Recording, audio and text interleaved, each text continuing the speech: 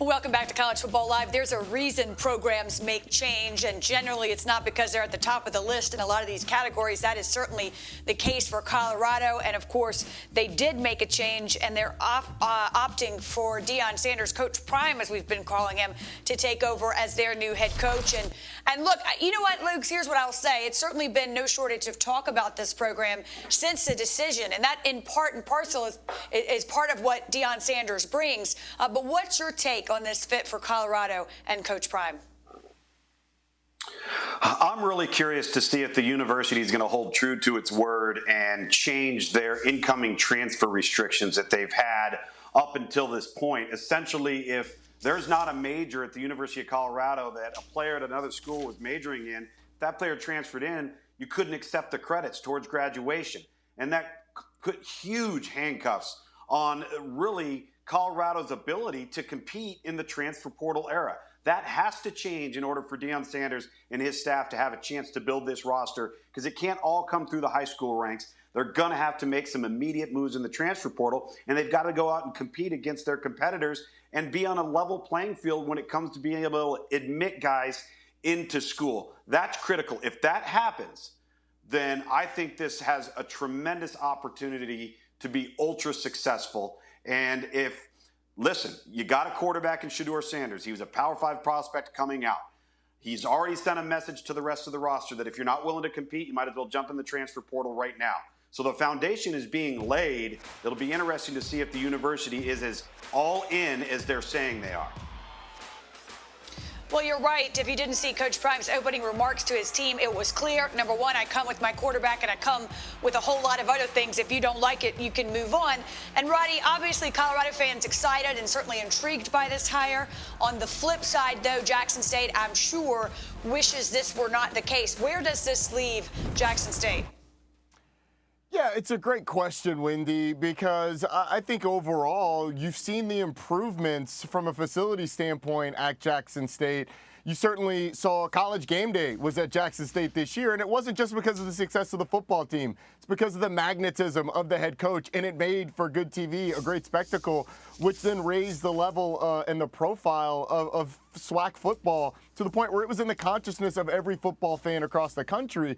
But because this was such a short stint, and because of the talk coming in that Deion Sanders had about Jackson State, about raising the profile of not only the SWAC, but HBCUs as a whole, and the fact that he's going to leave and take the best players with him to Colorado and leave that roster fairly hollow when it comes to talent, I think his legacy at Jackson State could be a bit complicated overall.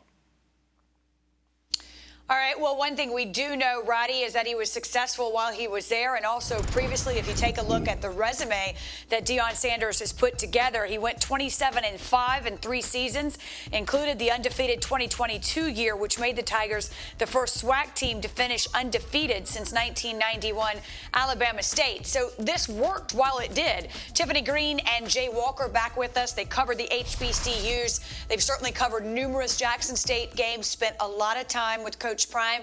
And Tiffany, you heard what Roddy had to say. You can understand the desire to move on, but is it a complicated legacy he leaves behind at Jackson State?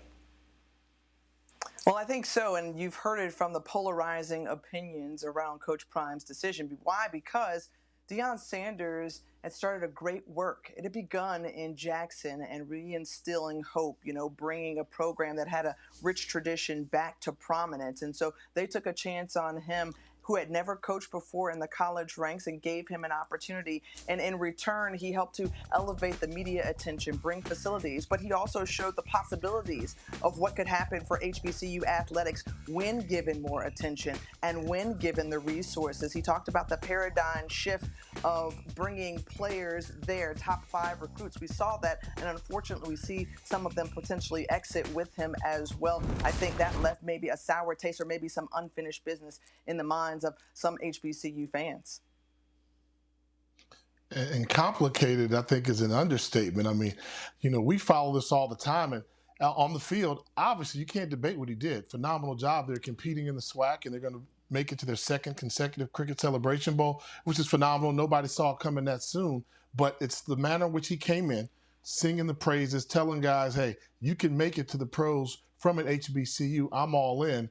And then when you leave and you take your son with you when you go to Colorado, when you get the job, and his son still has to play a game, they have to win that Cricket Celebration Bowl. So how does a starting quarterback for University of Colorado also win the Cricket Celebration Bowl in Atlanta, which is going to take place? That just complicates that. And so I think it's stories like that that don't show the true meaning. Like, it's not consistent. So it's been inconsistent. He does some great things. He does some things that make you scratch your head sometimes. But I think that's what I said like yesterday.